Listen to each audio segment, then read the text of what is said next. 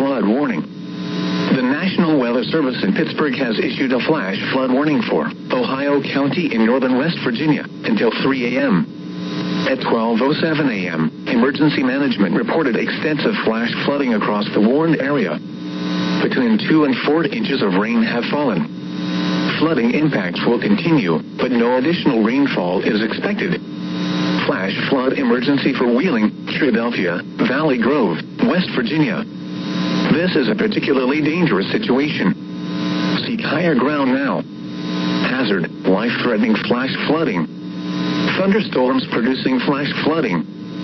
Source, emergency management reported. Impact, this is a particularly dangerous situation. Seek higher ground now. Life-threatening flash flooding of low water crossings, small creeks and streams, urban areas, highways, streets, and underpasses. Some locations that will experience flash flooding include Wheeling, Warwood, Bethlehem, Philadelphia, Valley Grove, Clinton, and Elm Grove. If you are in the path of flooding, move to higher ground now. This is an extremely dangerous and life-threatening situation. Do not attempt to travel unless you are fleeing an area subject to flooding or under an evacuation order.